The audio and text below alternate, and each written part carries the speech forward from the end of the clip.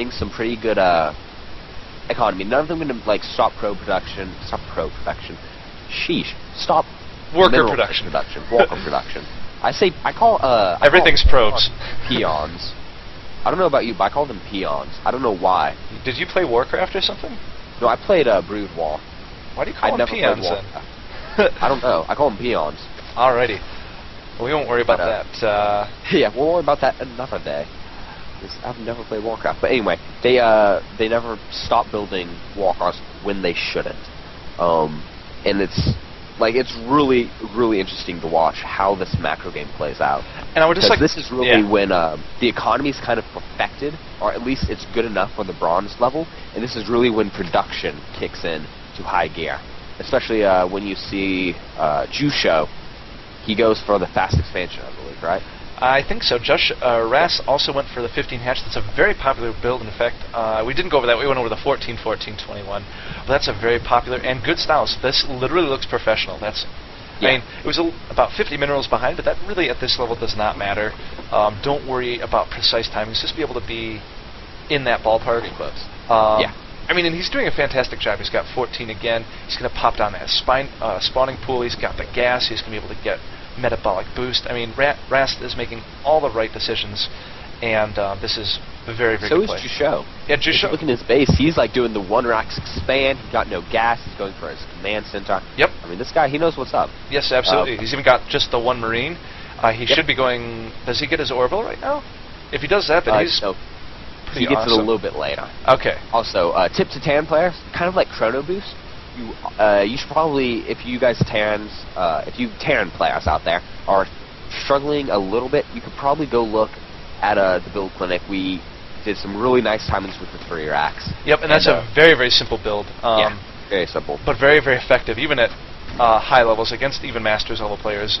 For one base play, one base, 2 base play, it was still phenomenal. So something definitely to check out. That was from the last thing, so definitely check that out. Yeah.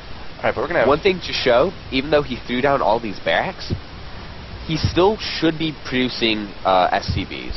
He hasn't built any for a while. Oh, and there there they go. he goes. He starts building them again. But that's that shoppiness that we were talking about before. Funky Drew did this, where he built a lot, then he built a lot of production, then he stopped, and he built more probes. Yep. You really want to build SCVs continuously. Continuously until you get once again to like that 80 level mark when you're on 4 bases or 5 bases. I mean, if you get to that level, you can stop making workers then, because it starts hurting your army size then at that point. So I mean, if you get to that point of workers of 80, like I remember hearing Day 9 when he was like, keep building workers, and I had one time I got 100 workers in a game, and I just like watched the game. And I was like, how did I lose? Like I had way more economy. It's like, oh, because I just couldn't have any army. So yeah, don't take all your supply with workers. I mean, money is great, but it's not everything. It's not everything. Money isn't everything, guys. Life lessons here on the Bronze to Masters.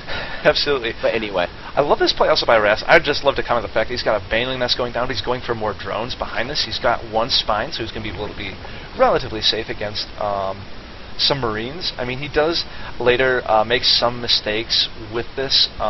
He's going to lose a lot of workers during this game, which is really unfortunate because he did such a fantastic job getting a lot of workers out. So I feel his pain. I feel bad for him. But he's even this is also one other thing I'd like to mention about Zerg in particular.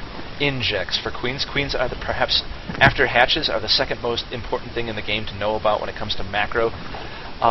If you have like 2 energy left on your queens and you're doing perfect injects, that is exactly where you want to be. Injects highly important. It makes your hatches literally doubly as effective. So yeah, make sure that you're on top of those injects.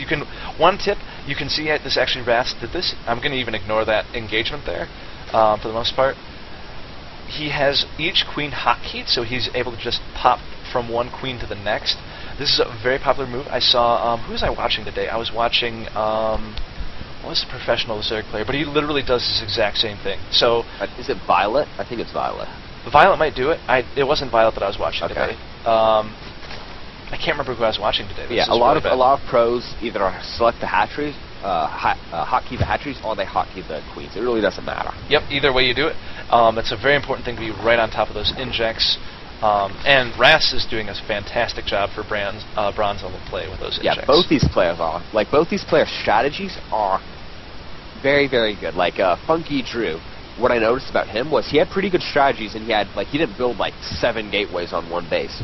He did what he could on one base. Like, he knew quite a bit about the game. He didn't know exactly how to execute it, though. Both these players knew how to get some good macro timings up. Both of them knew how to build some units and put on aggression and such. Jasho, not doing a great job on his macro. He's getting a lot of supply depots. Should always have one SCV building a supply depot this late into the game. Maybe even 2. It depends on how many production facilities you have.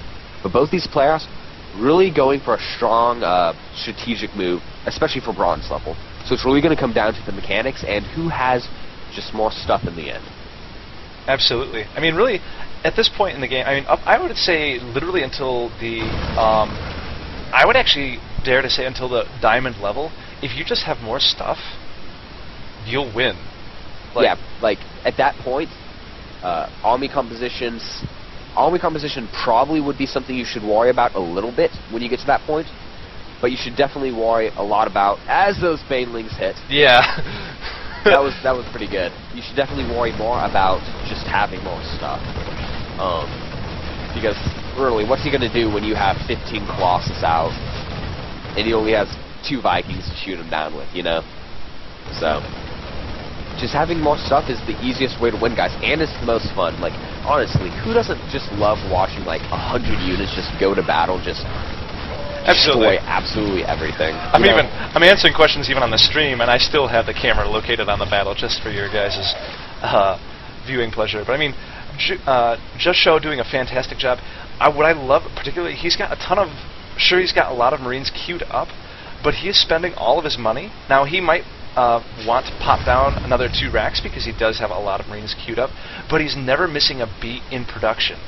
And that's what's allowing him to be able to do just this constant aggression. I mean, he's moving out with another big Marine army once again. He's going to be able to do a lot of damage with that. I mean, I love what Jasho just did there. The only thing, one thing I would like to comment on with Jasho that is a little bit unusual. When you get your second, typically as Terran, you want to get another orbital, because having more mules at that early in the game is hugely important. Also, you'll note he does have a lot of energy up on his orbital, so make sure you put down those mules. That is a huge part of the Terran economy. Yeah. Make sure you learn that hotkey. It's going to be, I think it's E, if I'm not mistaken. And make sure you're putting down as many mules as possible.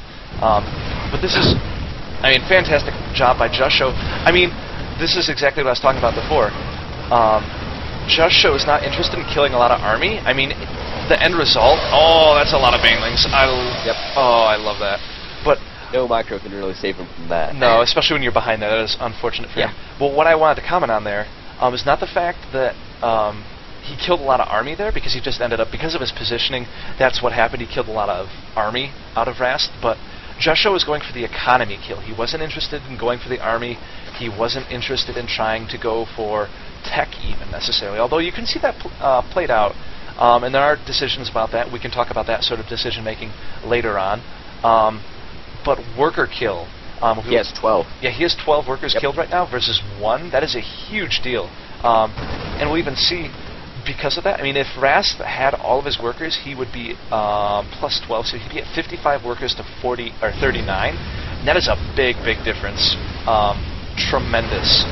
So, I mean, Jasho doing having some very good decision making in this game, and I think that that's really paying off for him thus far in this game. It really is. I do want to make one last comment as these mutas come in to do some of their own economic harass. Those Marines should be able to clean up pretty well, though. Yep. This not overrule command. The decision to make a planetary fortress at this level, I'm not too upset about it. Nope. Because which is better, having 4 extra mules, or having, like, which would be worse?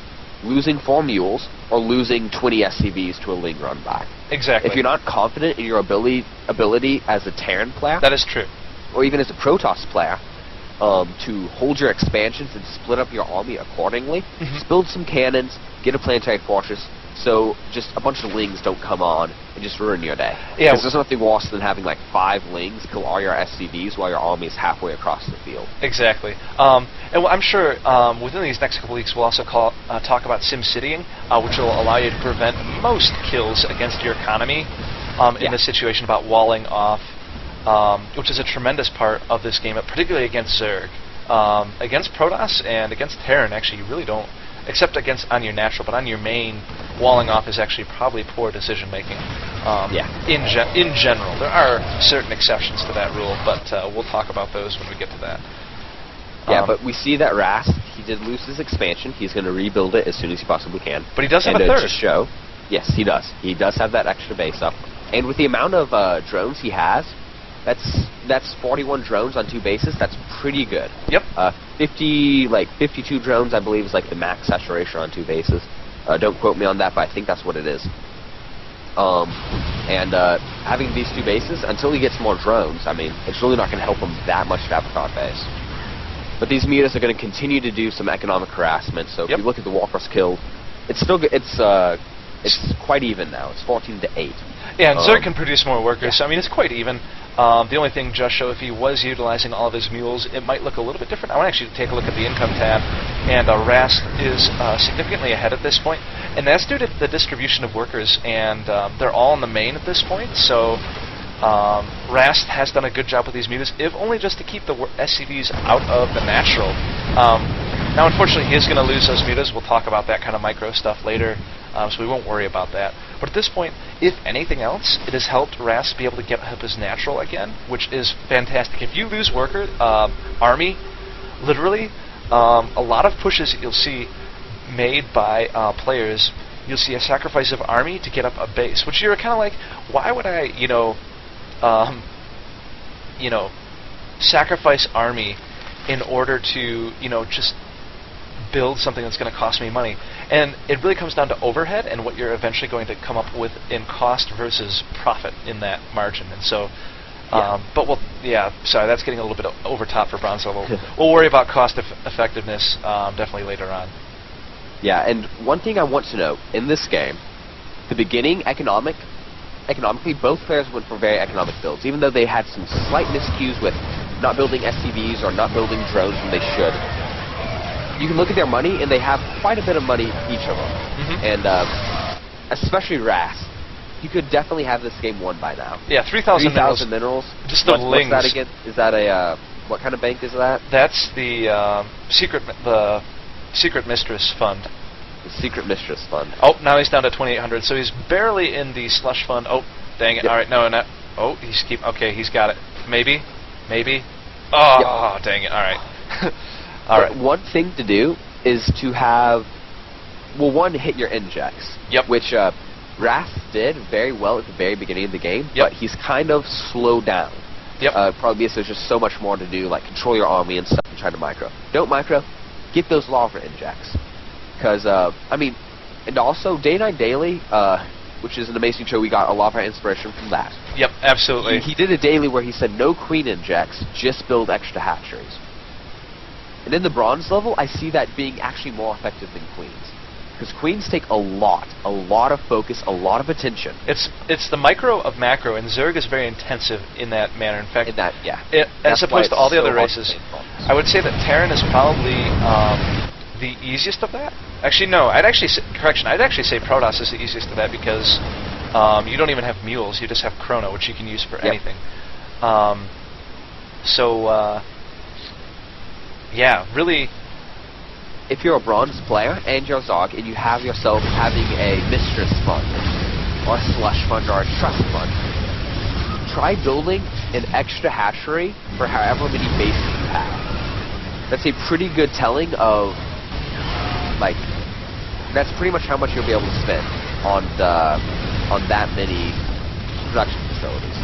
One extra hatchery for however many bases. So if you have 4 bases and you have that much money, build 4 more hatcheries. Yep. One way I've also heard it described by a master Zerg player that I've been kind of tutored by in the process of getting up in the random is for every 1,000 minerals that you have, just place down another hatch. If you have 1,000 minerals, place a hatch, place a macro hatchery, and get a queen. if you have after you have 3 bases, excuse me, because that's just how much income you're going to have, and that's the awesome thing about being Zerg, is just having